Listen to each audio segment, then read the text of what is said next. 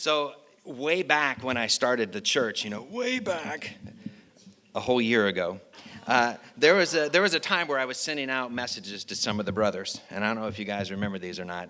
Little audio messages, and I was just doing these little fighter introductions.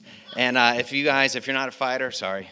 I was thinking maybe a sports analogy, but whatever. We're going to do fighting. So, do you guys know Michael Buffer? Ladies and gentlemen, right? Michael Buffer. So they were Michael Buffer type introductions, and they were people like Alfonso Hustles and Muscles Davis, right? Parker Deepwater Strickman, Fred the Anchor Dugene. So, how about us? How about Orlando International Christian Church? Maybe something like this. Ladies and gentlemen. That sounded good. Ladies and gentlemen, introducing the heavyweight champion by way of the International Christian Church movement and fighting out of the faith corner, the Orlando International Christian Church. Let's get ready to rumble.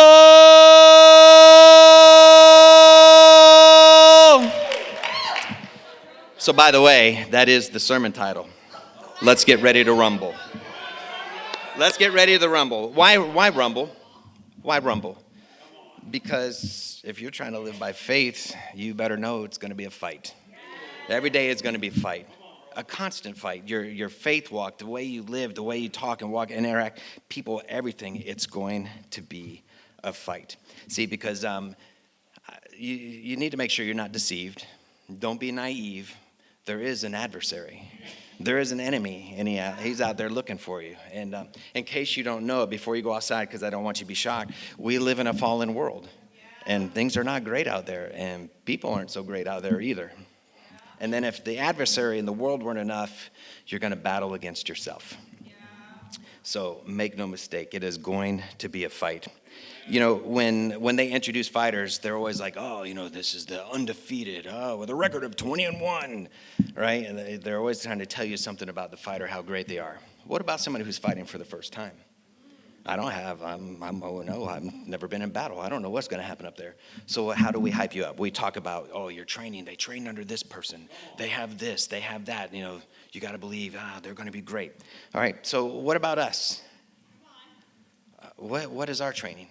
Because we have to train daily. What's our strength training? What are we doing for our spiritual cardio? Are we sparring? How are we going about being trained? Because we have to train to be ready to fight. Because we're going to fight. We have to be trained so that we can, point number one, fight to be blameless. We have to fight to be blameless. Let's go to Luke chapter 15, verse 17 through 19. Luke 15, 17 through 19.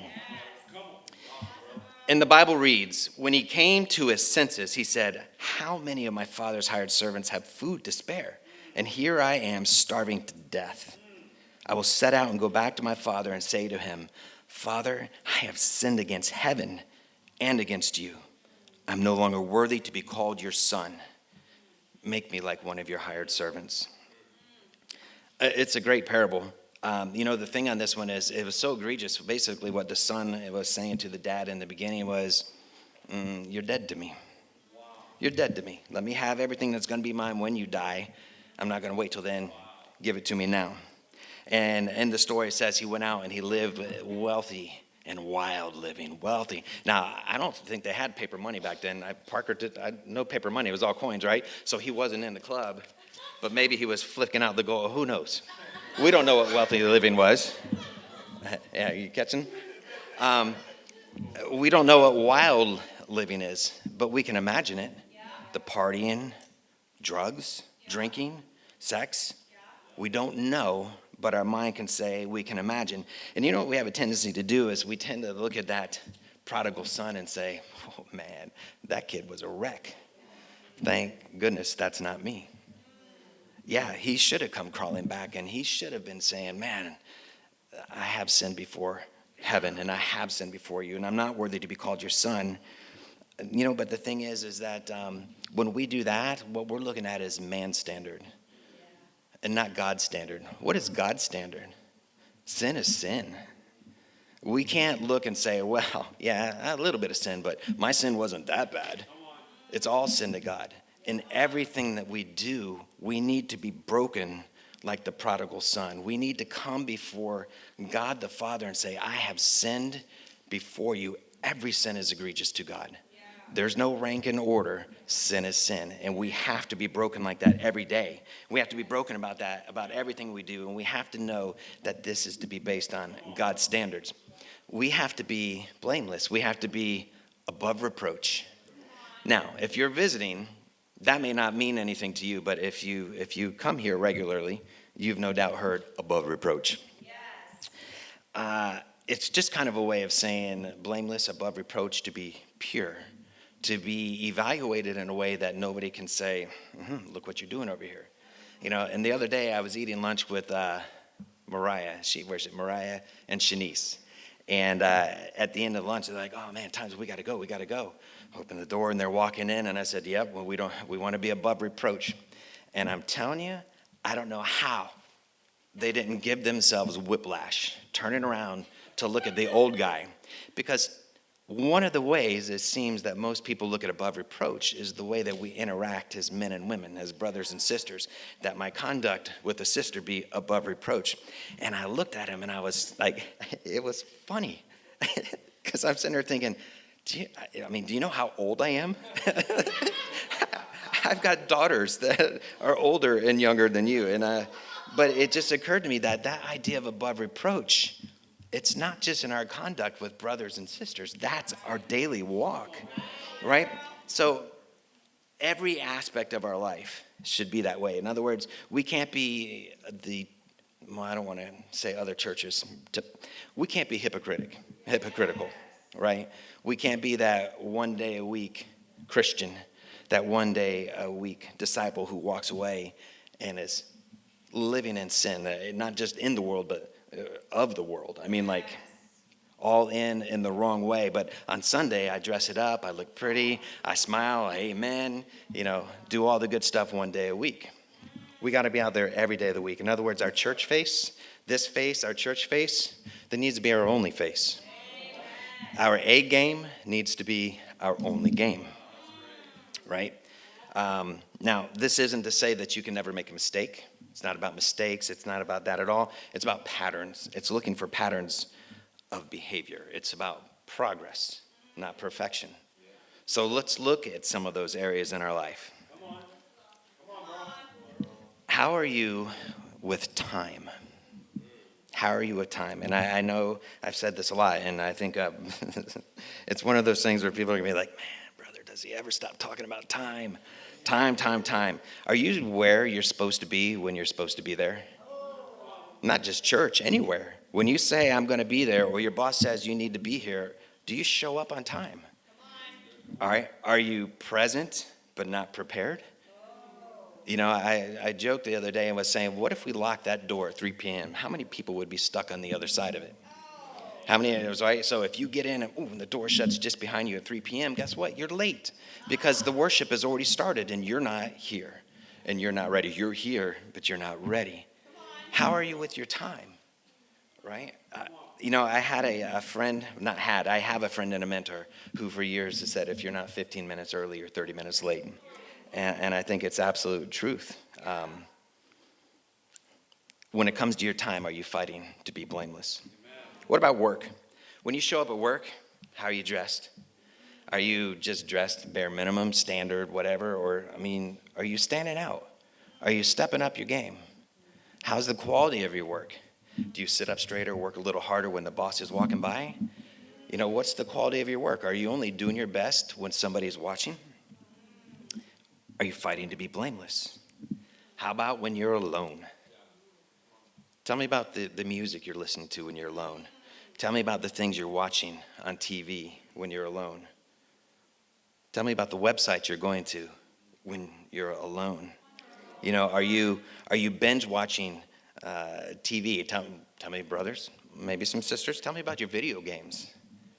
How much time are you putting Not that it's a bad thing, but could your time be better used somewhere else? Is that pulling you away from doing the right things? Is your place a mess?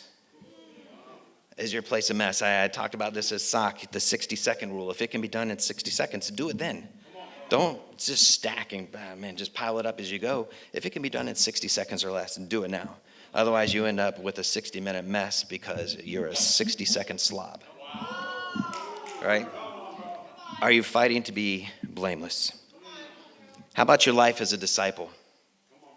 All right. Are we living out Matthew 28:18-20? Are we going? Are we making disciples? Are we baptizing? Are we teaching? Are we teaching them to obey? Are we obeying ourselves? So here we go. This is an audience participation. Raise your hands if you had quiet time and prayer time this past week. Keep them up, okay?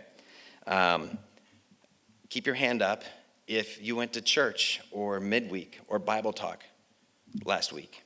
Excellent. Keep your hand up if you shared your faith with somebody this past week. Okay? Keep your hand up if you were in a study this past week. Ready for this one? Keep your hand up if you led a study this past week. And look how the numbers drop. And look how the numbers drop. And you know what? I apologize. I should have put my hand down because I didn't lead a study this week and I wasn't in a study this week. And you guys go ahead and put your hands down. I was just going to wait to see how long. But, if our hands don't stay up all the way through, are we living the life we're called to live as a disciple? All right? Are we fighting to be blameless? How about your accountability? Is your yes a yes? Are you reliable when you say, I'm going to be there? Do you show up? Obviously, life happens. But do you have a pattern of being unreliable? That thing about accountability, it's to ourselves, it's to each other.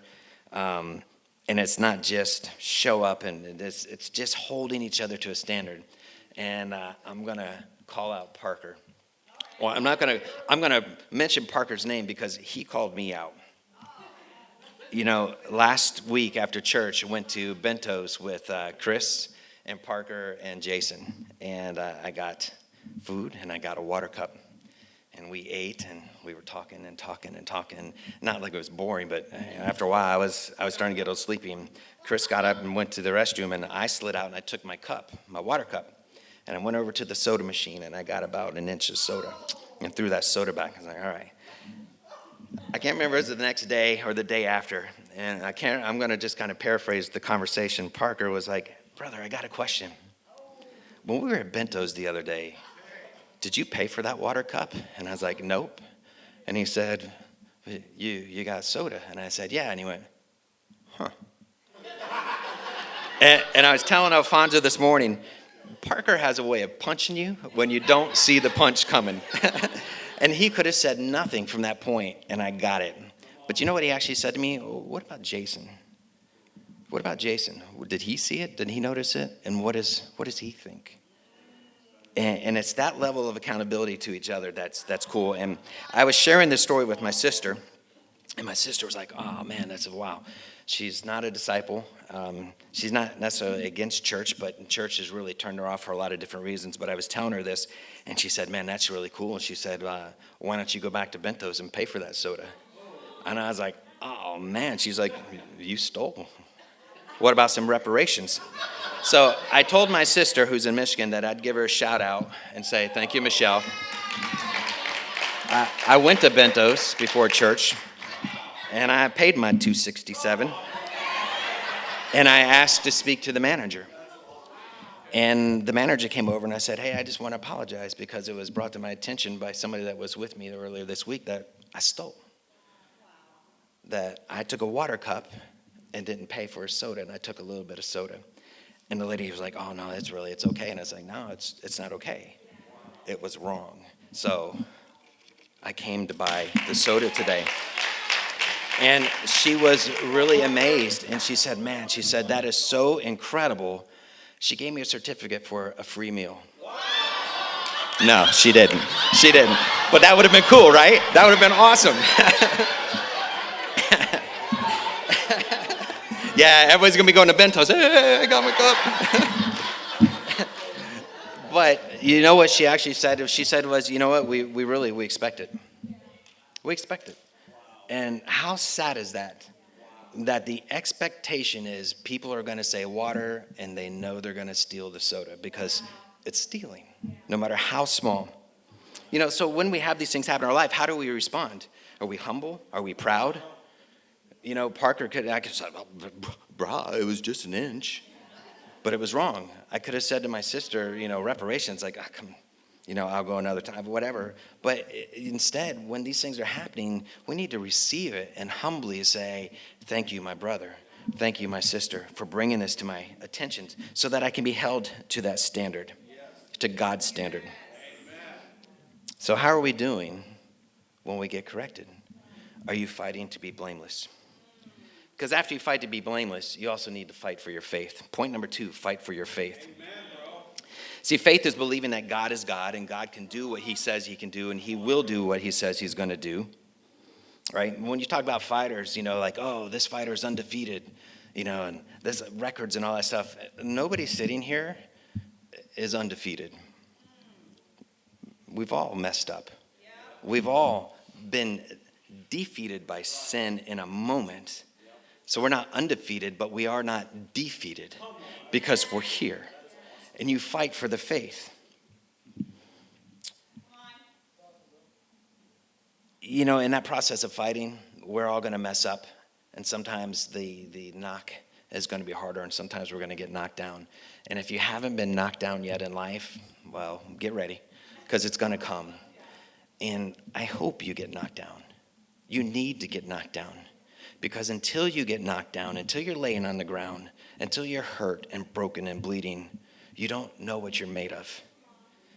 It's in that process of getting back up is the fighting for your faith. I hope you get knocked down. I'm going to read one more scripture, and I'm not going to have you waste your time going there because it's Genesis 37:5, and I'm just going to simply say, Joseph dreamed a dream. So raise your hands if you have a dream.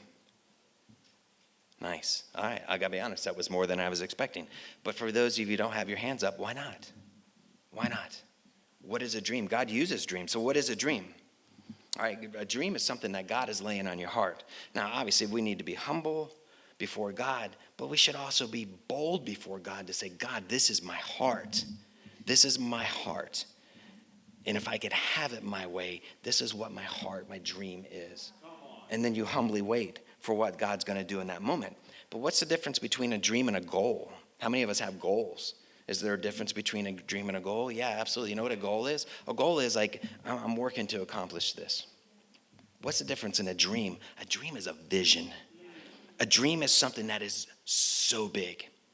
It's heaven. All right, now, yeah, heaven's going to be an actual place, but think about it.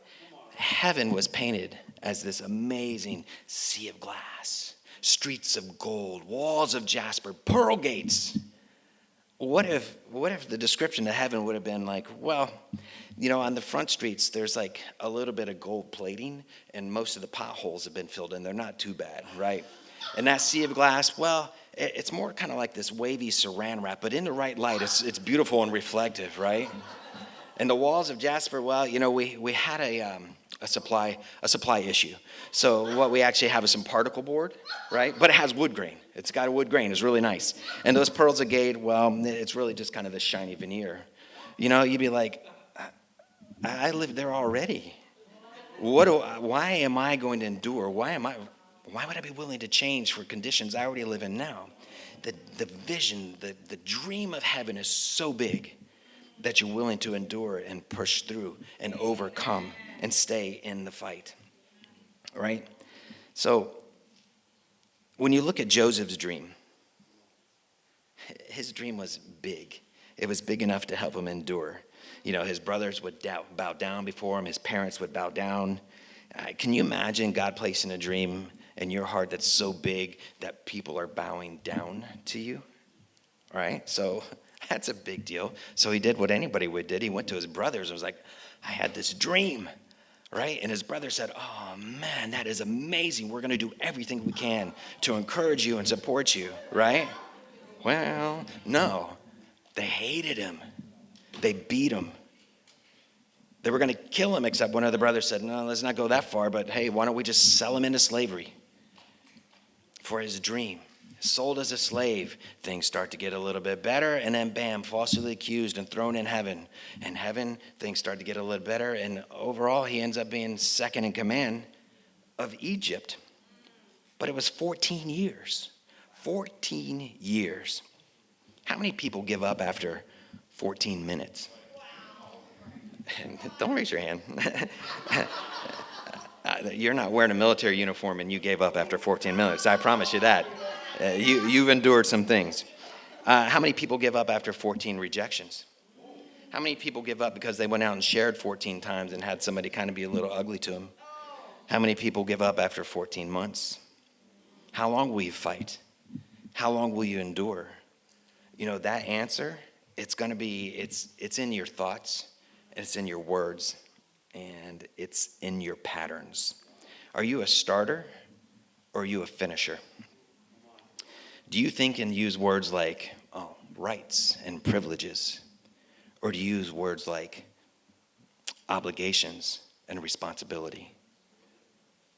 Which of those do you think God honors? Do you think God's like, oh yeah, you tell him about your rights and privileges? Or does God want to see you honoring your obligations and responsibilities? See, it's not about what you know, it's how you think, and it's how you see. See, fighting for your faith happens in the gap between what you're hoping for and what you actually get. All right? It's in the gap between my dream and God's reality in that moment. And that gap is where we get frustrated, we get discouraged, we give up, we get hurt, we get angry, we get bitter, we have fear, confusion. It's in that gap is where you have to fight for your faith. When you look at Jesus and the temptation that he had in the wilderness, how did he endure?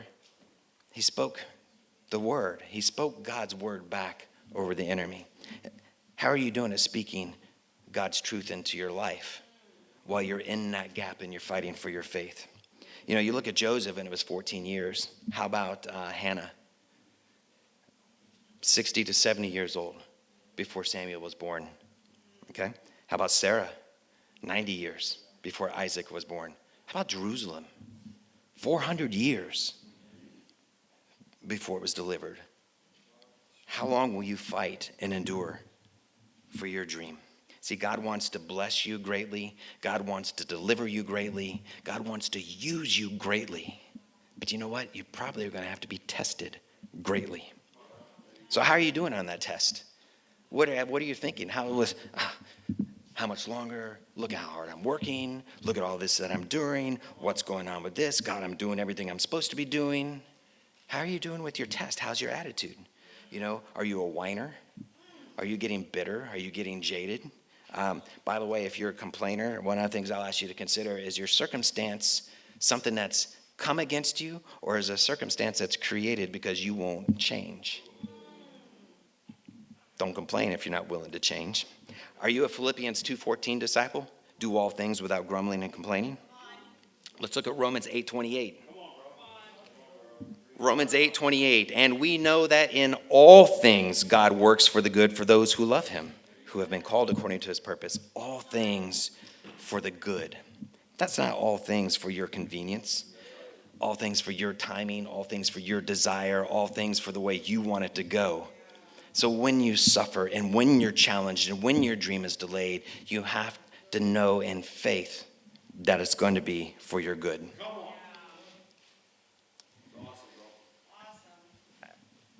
You know, I hear conversations, and it's funny because I almost think we should be shocked when we hear brothers and sisters saying, well, I've decided that I'm going to do this. I've decided that I'm going to get a new job. I've decided that I'm going to a new school. I've decided that I'm changing my program. I've decided that I'm moving because it's what I've decided. Because you know what? I don't really see God here. I don't really feel God here. I don't really see my dream happening here. How wrong are we to be basing what we want or our actions on what we want instead of waiting on God? How many of us are missing our dream because we're too busy running from our discomfort?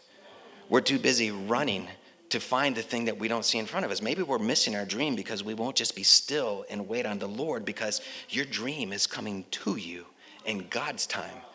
But when it showed up, you'd already left. Oh, I showed up again. Oh, you'd already left again.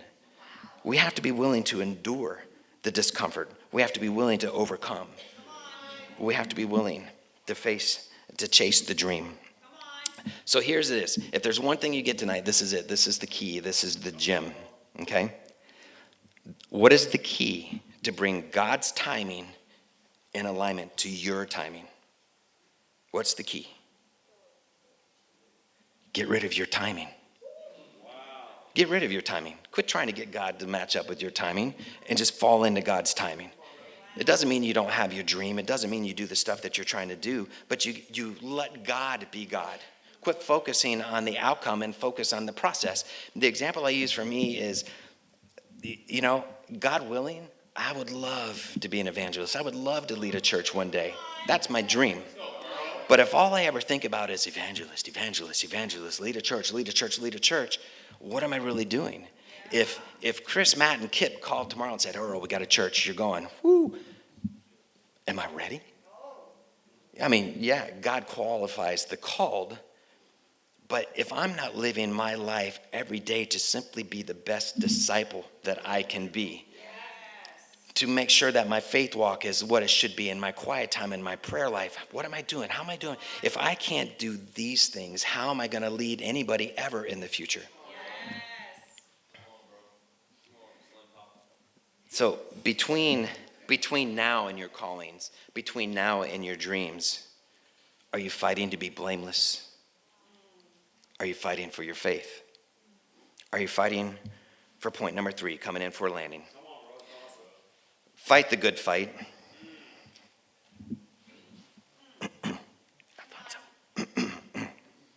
Fight the good fight. That's not fight to fight. That's not fight any fight. It's fight the good fight. And what is that? It's fighting to do what's right. It's fighting.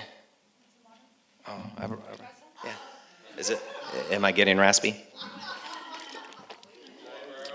Is that better? The good fight is fighting to advance the kingdom. If you think about these action movies where something has happened and the United States is being attacked, and they always go to that war room with all the computers and everything displayed and all the people sitting around the table and they're planning, right? That's your adversary. There is a war room for each one of you, and there is a battle plan against every one of you, right? And you got to think, when you dare to seek God, when you dare to stand up, when you dare to be stronger in your faith, that lion that prowls around seeking for whom he may devour, he's got a spy network out there, and they come back with all the information, and they call together all the strategy, and they go to the war room and they set DEFCON 1, because I don't want this person. Satan doesn't want this person out in the world trying to grow the kingdom.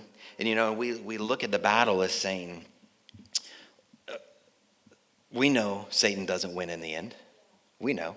Satan probably even knows. Maybe, I don't know. But you know what? Every soul lost along the way. Every soul lost along the way, it's a victory for Satan. Because that soul that's lost will not be redeemed. When it's lost, it's lost. So when we talk about your fighter credentials and we hype you up and we're talking about all these things and not being deceived, what is your record? How are you doing out there fighting? Have you been knocked down?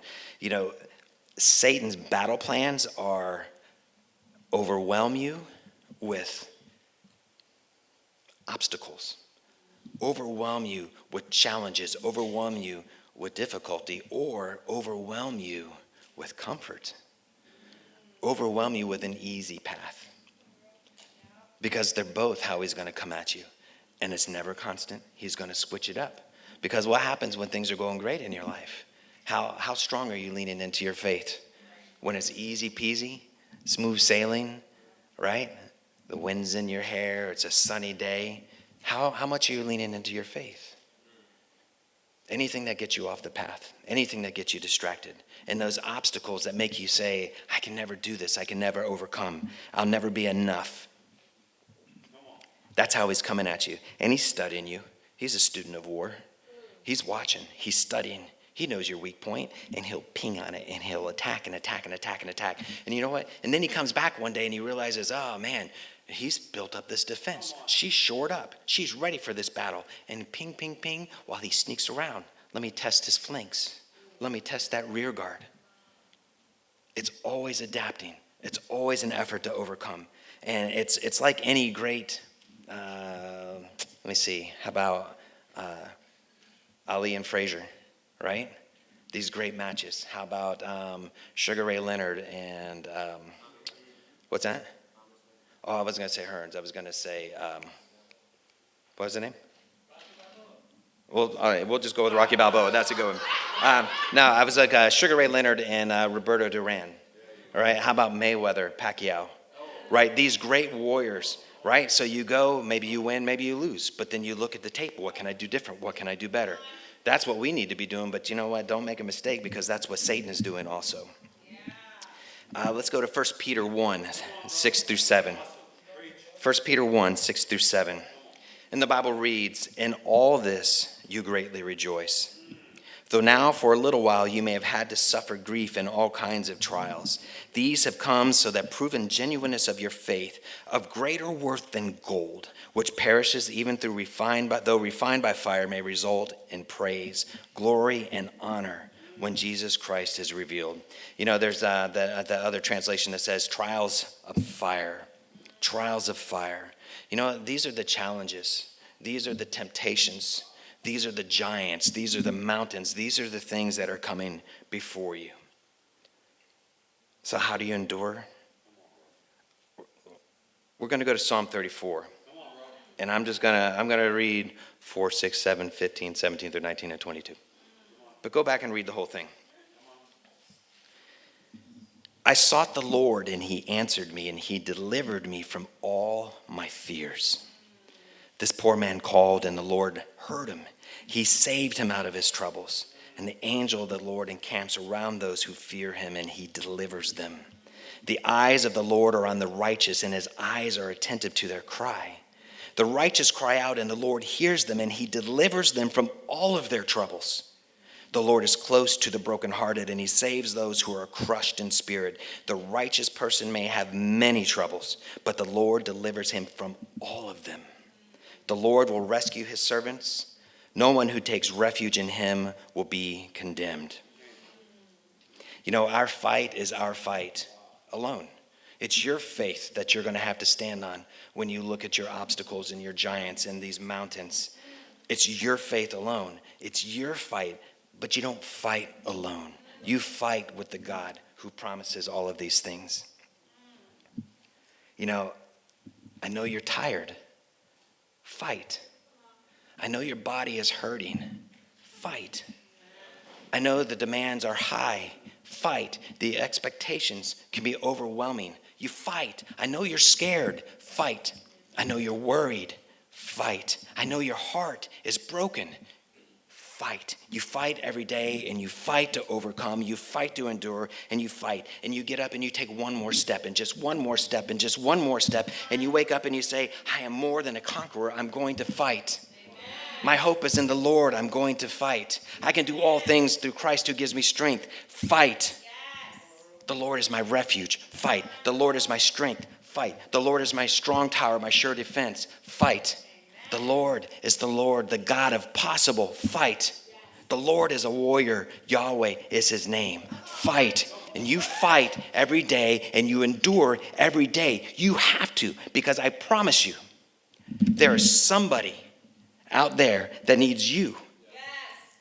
That needs you the way I needed her. Paula, to show up in my life. There is somebody that needs you to show up in their life, to look at them and say, I see you. To look at them and say, I know your pain. To look at them and say, I know where you are. Follow me as I follow Christ, and you will get through. Somebody needs you to look at them and say, I know a God who loves you. I know a God who's bigger than what you're going through. I know a God who has plans for you. to give you hope and a future. You fight because somebody is counting on you. And it's not fight for God. Yes, fight for God. Fight for your faith. But you have got to fight for the soul of the one who is out there drowning, who's out there trying to fight alone. Fight for them.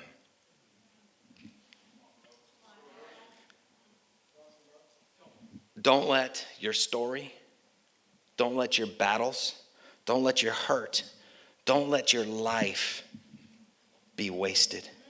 Somebody out there needs you. Somebody out there needs your story. And I promise you, God is arranging that appointment for you.